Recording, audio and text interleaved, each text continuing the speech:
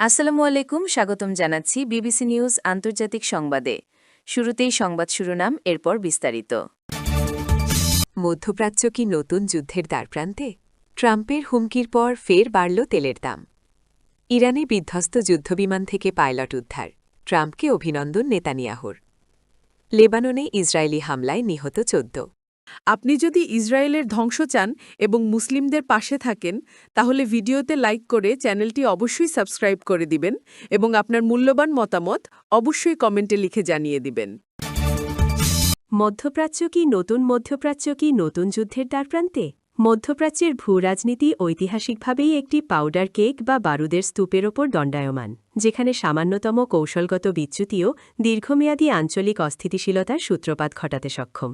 তবে সাম্প্রতিক প্রেক্ষাপটে ইরানকে লক্ষ্য করে ওয়াশিংটনের পক্ষ থেকে জারি করা 10 দিনের আল্টিমেটাম কেবল আঞ্চলিক উত্তেজনার পারদকেই ঊর্ধ্বমুখী করেনি, বরং তার সমকালীন বৈশ্বিক নিরাপত্তা কাঠামোর ওপর এক গুরুতর অশনি সংকেত হিসেবে আবির্ভূত হয়েছে। আন্তর্জাতিক সম্পর্ক বিশ্লেষকদের নিকট এটি এখন গভীর পর্যালোচনার বিষয়।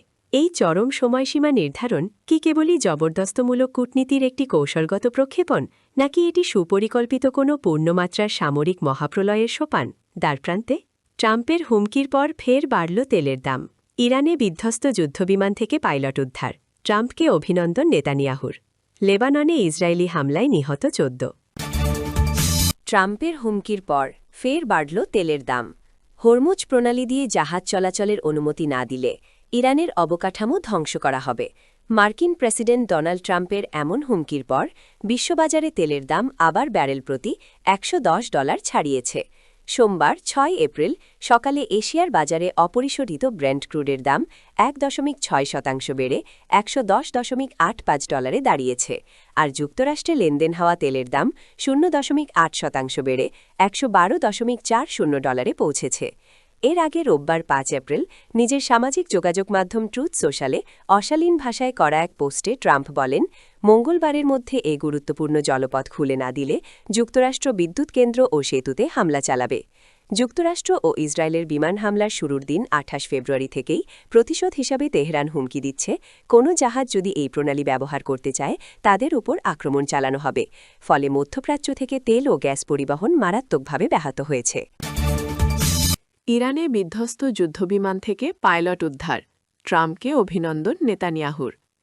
ইরানে বিধ্বস্ত মার্কিন যুদ্ধবিমান থেকে পাইলটকে উদ্ধারের ঘটনায় যুক্তরাষ্ট্রের প্রেসিডেন্ট ডোনাল্ড ট্রাম্পকে অভিনন্দন জানিয়েছেন ইসরায়েলের প্রধানমন্ত্রী বেনিয়ামিন নেতানিয়াহু। 3 এপ্রিল সকালে ইরানের ইসলামিক বিপ্লবী গার্ড যুক্তরাষ্ট্রের F-15E যুদ্ধবিমান ভূপাতিত করে। এই বিমান আকাশে ওড়ার সময় 2 জন থাকে, এর মধ্যে একজন পাইলট, অপরজন অস্ত্র নিয়ন্ত্রণের কাজ করেন। যেদিন বিমানটি ইরান ভূপাতিত করে ওই দিনই এক ক্রুকে উদ্ধার করেছিল যুক্তরাষ্ট্রের স্পেশাল ফোর্সের সেনারা। এরপর দ্বিতীয় ক্রুকে খুঁজতে ইরানে সরাসরি প্রবেশ করে তারা। রোববার জানা গেল দ্বিতীয় ক্রুকেও উদ্ধার করা হয়েছে। লেবাননে ইসরায়েলি হামলায় নিহত 14।